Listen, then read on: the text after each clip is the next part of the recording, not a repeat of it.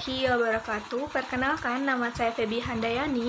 Saya dari kelompok 6 Psikososial Erik Erikson dengan mentor Teh Ica atau Siti Aisyah. Di sini saya akan mereview kembali materi yang telah saya dapat selama LK.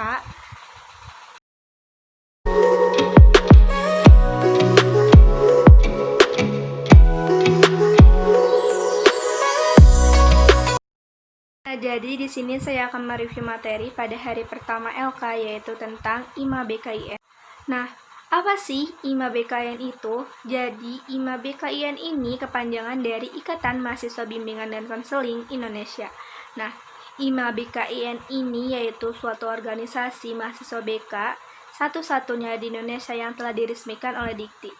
IMA BKIN ini dibentuk pada tanggal 9 Desember tahun 2007 di Jakarta melalui kongres pertama. Adapun fungsi dari IMA BKIN ini yang pertama sebagai wadah aspirasi perjuangan mahasiswa BK, yang kedua yaitu sebagai forum silaturahmi mahasiswa BK se-Indonesia. Selanjutnya ada tujuan dari IMA BKIN. Yang pertama yaitu mewujudkan komunikasi dan koordinasi mahasiswa BK seluruh Indonesia. Yang kedua, menumbuhkan eksistensi Ikatan Mahasiswa BK seluruh Indonesia sebagai lembaga yang aspiratif, dinamis, dan proaktif. Yang ketiga, mengambil peranan dalam upaya mensukseskan pembangunan nasional khususnya pada profesi kebekaan. Selanjutnya ada tentang keanggotaan dari IMA BKIN. Jadi, keanggotaan dari IMA BKIN ini yaitu anggotanya harus menjadi mahasiswa aktif bimbingan dan konseling di seluruh perguruan tinggi Indonesia. Yang kedua ada kedaulatan IMA BKIN. Jadi, kedaulatan IMA BKIN ini dipegang oleh Kongres IMA BKIN. Ada syarat menjadi keanggotaan IMA BKIN. Apa sih syaratnya? Yang pertama itu, secara administratif masih terdaftar di perguruan tinggi di seluruh Indonesia sebagai mahasiswa aktif bimbingan dan konseling. Dan selanjutnya kita juga bisa loh kehilangan daftar keanggotaan. Nah, kenapa sih? Dan apa sih penyebabnya? Yang pertama itu kalau kita telah menyelesaikan studi, yang kedua telah meninggal dunia, dan lain-lainnya. Nah, selanjutnya pasti di setiap organisasi ini semua anggotanya memiliki hak dan kewajiban. Begitu pula di IMA BKIN. Apa sih hak dan kewajibannya? Nah, hak dari anggota IMA BKIN ini yaitu haknya kita itu dapat memiliki hak bicara, hak suara, dan hak memilih sesuai dengan peraturan yang telah ada. Setelah hak, pasti kita juga memiliki kewajiban sebagai anggota. Kewajiban dari anggota IMA BKIN itu yang pertama kita harus mematuhi peraturan yang telah tercantum di AD atau ART. Kedua, kita ini harus berpartisipasi secara aktif dalam program yang telah diselenggarakan oleh IMA BKIN. Yang ketiga, kita itu harus menjaga nama baik organisasi dan tidak boleh menyalahgunakan nama organisasi demi kepentingan sendiri di luar kepentingan organisasi. Public speaking. Nah, sebelumnya perlu kalian tahu nih, dulu public speaking itu bukan disebut dengan public speaking, tapi retorika, yaitu yang berasal dari bahasa Yunani. Nah, setelah kita mengetahui dulu itu public speaking disebut apa, sekarang apa sih public speaking itu? Jadi, public speaking itu suatu bentuk komunikasi secara lisan yang disampaikan di hadapan orang banyak dengan maksud untuk menyampaikan suatu informasi atau pesan. Nah, public speaking itu memiliki tujuan utama yaitu untuk menyampaikan informasi dan yang kedua untuk mempengaruhi si audiens. Pastinya dalam public speaking juga memiliki komponen. Apa sih komponen-komponen dalam public speaking? Yang pertama itu ada pembicara, yang kedua ada pendengar, yang ketiga ada pesan atau informasi, yang keempat itu ada saluran komunikasi, yang kelima ada stimulus, yang keenam ada konteks, yang ketujuh ada dampak, yang kedelapan ada feedback, yang kesembilan ada gangguan, yang kesepuluh ada komunikasi. Selanjutnya, public speaking juga memiliki jenis-jenis informasi loh. Yang pertama itu ada informatif, yang kedua itu ada persuasif, yang ketiga itu ada aksi, yang keempat ada menghibur. Mari kita bahas satu-satu. Yang pertama itu ada informatif, jadi kita memberikan informasi kepada audiens. Yang kedua itu ada persuasif, jadi kita ini membujuk atau merubah pola pikir si audiens. Yang ketiga itu ada aksi, jadi kita itu berusaha meyakinkan si audiens untuk percaya kepada kita. Yang keempat itu ada menghibur, jadi ini nih biasa ditemui itu pada acara non-formal dan lain-lainnya. Selanjutnya ada alur public speaking. Yang pertama itu pemilihan pesan atau informasi. Yang kedua, merancang tata cara penyampaian pesan atau informasi. Yang ketiga itu merencanakan atau merancang kerangka pesan yang ingin disampaikan. Yang kelima itu menambahkan isi pesan sesuai dengan tujuan public speaking. Faktor yang memengaruhi public speaking yang pertama itu ada gaya bicara, suara, ekspresi wajah, dan pembendaharaan kata. Public speaking juga memiliki 3 metode loh. Metode pertamanya itu metode naskah, yang kedua itu metode hafalan, yang ketiga itu metode spontanitas. Public speaker juga biasanya melakukan kesalahan loh. Apa sih kesalahan-kesalahannya itu? Yang pertama itu mengulang kata atau gagap. Yang kedua berbicara secara cepat. Yang ketiga berbicara secara pelan. Yang keempat itu suara serak dan lain-lainnya. Apa sih tips biar kita percaya diri dalam melakukan public speaking? Yang pertama, gunakan bahasa pola tubuh. Yang kedua, harus sering banyak berlatih di rumah. Yang ketiga, kita harus mengenali audiens kita. Yang keempat, kita itu harus memiliki gaya bicara atau pola bicara. Nah, selanjutnya saya akan membahas mengenai manajemen aksi. Jadi, sebelum ke materinya langsung nih, kita akan membahas dulu apa sih fungsi pendidikan. Nah, sebenarnya secara sederhana, fungsi dari esensial pendidikan yaitu pertama, membentuk metode berpikir, yang kedua, sebagai transmisi nilai, yang terakhir, mengembangkan jejaring sosial. Jadi, ketiga ini adalah secara sederhana fungsi dari esensial pendidikan. Nah, kita kan tadi udah ngebahas nih secara sederhana fungsi esensial pendidikan. Selanjutnya, kita langsung aja nih ke pengertian manajemen aksi. Nah, jadi pengertian dari manajemen aksi adalah sebuah sistem peraturan, demonstrasi atau aksi massa agar aksi berjalan dengan lancar sesuai target atau rencana sehingga masalah yang muncul dan berkembang dapat melahirkan sebuah perubahan sosial. Nah, selanjutnya kita kan udah bahas nih fungsi esensial pendidikan, terus pengertian dari manajemen aksi itu tersendiri. Selanjutnya ini ada tahapan aksi. Apa aja sih tahapan aksi? Pasti pada pengen tahu kan? Jadi teman-teman, tahapan aksi ini ada 3, yaitu yang pertama ada praaksi, yang kedua ada aksi, dan yang ketiga pasca aksi. Nah, dalam praaksi ini kita harus mempersiapkan atau kita harus melakukan yaitu beberapa ini. Yang pertama, kita harus melakukan konsolidasi. Yang kedua, kita harus melakukan kajian dan audiensi. Ketiga itu, kita melakukan teknis lapangan. Dan yang keempat, mengajukan pemberitahuan aksi. Yang kelima ini menetapkan isu dan tuntutan. Yang keenam, membuat perangkat aksi. Yang ketujuh, membuat agenda aksi. Yang kedelapan, menentukan masa aksi. 9, menentukan titik kumpul para aksi. Dan yang ke-10, kita mempersiapkan peralatan aksi. Di hal-hal itulah yang harus kita siapkan dalam praaksi. Gimana teman-teman? Udah pada tahu kan apa aja yang harus kita siapkan dan kita lakukan? Selanjutnya kita akan membahas menetapkan perangkat dan peralatan aksi. Jadi perangkat aksi ini ada 8. Yang pertama ada koordinator lapangan. Yang kedua ada dinamisasi lapangan. Ketiga itu ada orator. Yang keempat ini ada humas dan media. Yang kelima itu ada dokumentasi, yang keenam itu ada negosiator, 7 itu ada logistik, dan yang terakhir ada medis dan keamanan. Tadi kan kita udah ngebahas nih tentang perangkat aksi. Selanjutnya kita akan ngebahas tentang peralatan aksi.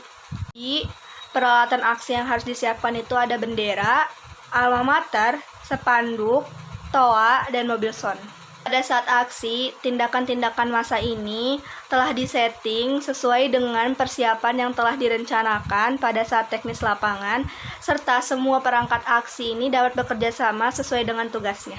Saat menjalankan agenda aksi ini ada 7 bagian yang harus kita ketahui dan nanti kita akan ngebahas satu-satu. Pertama ini kita harus berkumpul di titik kumpul. Yang kedua melakukan pemanasan untuk mengumpulkan massa aksi. Ketiga itu ada jalan menuju lokasi. Yang keempat itu ada orasi pembukaan. Yang kelima ini menjalankan rencana aksi. Yang keenam ini ada negosiasi. Dan yang terakhir ini ada teoretikal. Selanjutnya ada pasca aksi. Jadi beberapa hal yang harus kita lakukan setelah pasca aksi agar kita dapat mengetahui tujuan kita tercapai atau tidak. Di pasca aksi ini ada yang pertama ada absensi, yang kedua ada evaluasi, yang ketiga ada rekomendasi, dan yang keempat ada menjaga eskalasi tetap naik. Nah, materi selanjutnya saya akan membahas tentang analisis SWOT. Analisis SWOT adalah perencanaan strategi untuk membaca kemampuan dengan menggunakan kerangka kerja kekuatan, kelemahan, peluang, dan ancaman. Jadi kan udah tahu nih pengertian dari analisis SWOT tersendiri. Selanjutnya ini kita akan membahas tentang langkah-langkah kerjanya, yaitu yang pertama ada kekuatan. Jadi kekuatan ini dibagi menjadi 4. Ada SDM, kapasitas tupoksi, keunggulan, dan loyalitas. Nah, selanjutnya ini ada kelemahan. Kalau kelemahan ini adanya buruknya birokrasi, rangkap jabatan, keterbatasan, dan tidak tertib. Nah, selanjutnya ini ada peluang. Kalau peluang ini ada 3. Situasi yang mendukung, terbuka atau terpercaya, dan jaminan akademik. Yang terakhir ini ada ancaman, yaitu bukan prioritas, keadaan tempat, tidak terpercaya, dan tidak mendukung. Nah, ada langkah sederhananya nih. Langkah sederhananya itu ada 3. Yang pertama itu kita harus mengetahui kekuatan kita. Selanjutnya kita harus mengetahui kelemahan kita. Yang kedua itu kita harus mengetahui kekuatan sampai peluang. Terus yang kedua itu kelemahan peluang. Yang ketiga itu kita harus mengetahui kekuatan ancaman dalam diri kitanya, efeknya. Yang ketiga ini kelemahannya. Nah, jadi ada beberapa faktor yang dapat mempengaruhi SWOT. Jadi faktor-faktor ini dibagi menjadi 2, yaitu faktor eksternal dan faktor internal. Kita akan membahas satu-satu. Jadi yang pertama ada faktor eksternal. Jadi faktor ini yang berasal dari dalam diri kita.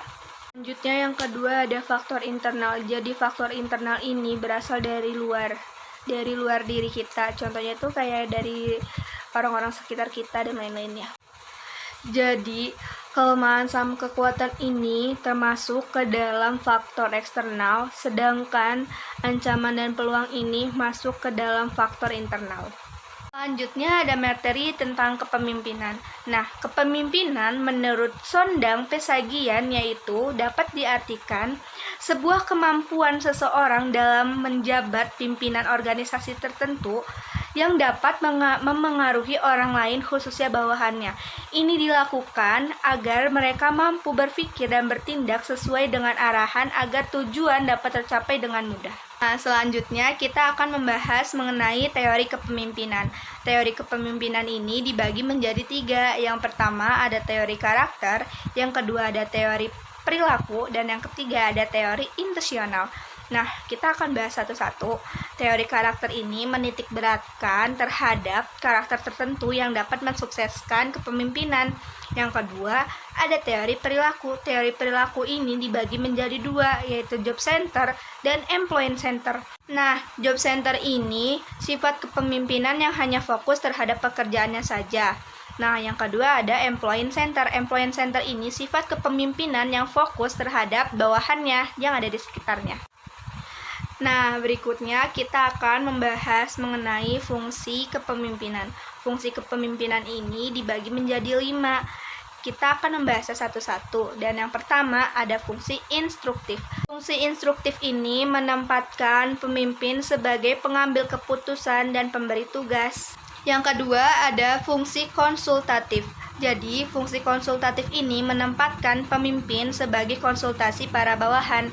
Jadi, para bawahan ini dapat berkonsultasi terhadap pemimpin dan membicarakan bagaimana baiknya ke depannya. Yang ketiga ada fungsi partisipasi. Jadi di sini pemimpin dapat mengaktifkan para pekerjanya agar berpartisipasi dalam hal segala apapun. Yang keempat ada fungsi delegasi. Jadi di sini pemimpin harus mampu mendelegasikan wewenang kepada orang lain yang memang sesuai. Yang terakhir ada fungsi pengendalian. Jadi di sini pemimpin mampu mengendalikan para bawahannya atau para aktivitas bawahannya. Nah, selain ada teori kepemimpinan dan fungsi kepemimpinan, selanjutnya kita akan membahas tentang tujuan kepemimpinan. Jadi, tujuan kepemimpinan ini utamanya dibagi menjadi dua. Yang pertama ini untuk mencapai tujuan, dan yang kedua untuk memotivasi orang lain. Selanjutnya, pasti kita pengen tahu dong, apa aja sih sifat-sifat kepemimpinan? Jadi, sifat kepemimpinan ini dibagi menjadi 8. Yang pertama, pastinya memiliki pendirian. Yang kedua itu memiliki sifat proaktif. Yang ketiga itu memiliki sifat jujur pastinya. Dan yang keempat, memiliki sifat komunikatif. Yang kelima, terbuka terhadap pendapat. Yang keenam, visioner. Yang ketujuh, sabar. Dan yang kedelapan, tidak mudah iri. Nah, yang terakhir kita akan membahas mengenai gaya-gaya kepemimpinan. Pasti kalian pengen tahu dong apa aja gaya-gaya kepemimpinan ini. Jadi, gaya kepemimpinan ini dibagi menjadi 4, yaitu pertama, gaya kepemimpinan otokratis. Jadi, di sini pemimpin yang dominan dalam melakukan segala hal tindakan. Yang kedua, ada gaya kepemimpinan birokrasi. Jadi, biasanya ini berlaku pada perusahaan-perusahaan besar dan biasanya telah memiliki budaya. Jadi ini kayak udah ada aturan-aturan yang tertentu di dalam perusahaan ini. Yang ketiga, ada gaya kepemimpinan partisipatif. Jadi, kita memberikan ruang terhadap bawahan untuk berpartisipasi dalam hal mengambil keputusan. Nah, yang terakhir ada gaya kepemimpinan delegatif. Jadi di sini bawahan ini diberi kebebasan oleh para pemimpinnya. Materi selanjutnya yang akan saya bahas ini mengenai teknik persidangan.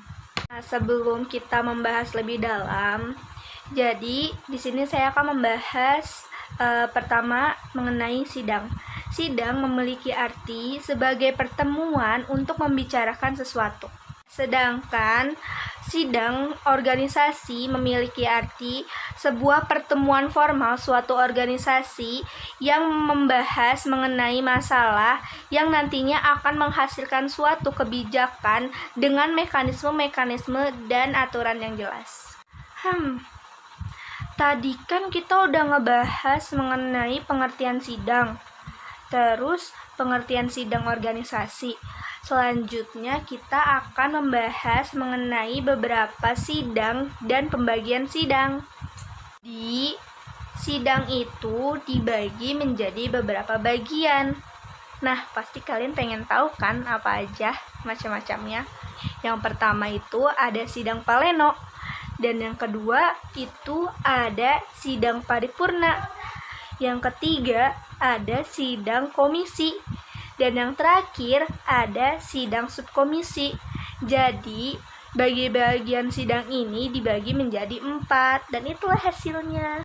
Nah, tadi kan kita udah ngebahas pengertian sidang. Sidang organisasi, pengertiannya. Terus tadi kita juga udah ngebahas 4 bagian dari sidang, macam-macam sidang. Selanjutnya kita akan membahas, ayo apa? Nah, bener, kita akan membahas tentang perangkat sidang. Pasti pengen tahu kan apa aja sih di dalam perangkat sidang ini? Mari kita bahas. Nah, mari kita kupas satu-satu. Jadi, yang pertama itu ada peserta sidang. Pastinya dong ada peserta sidang.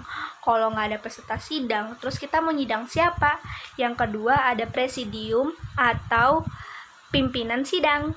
Ketiga, pastinya ada agenda persidangan atau agenda acara persidangan. Yang pastinya kita juga harus memiliki jadwal, karena kalau nggak dijadwal nanti semuanya bakal berantakan, guys.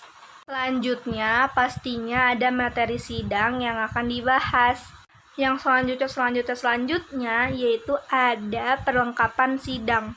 Jadi, kita juga perlu melengkapi perlengkapan sidang, karena kalau kita tidak melengkapi sidangnya tuh ngerasa ada yang kurang, guys. Perlengkapan sidang ini tuh kayak ada meja, kursi, palu, terus ada mic dan lain-lainnya. Ini yang terakhir, yaitu ada ruangan sidang.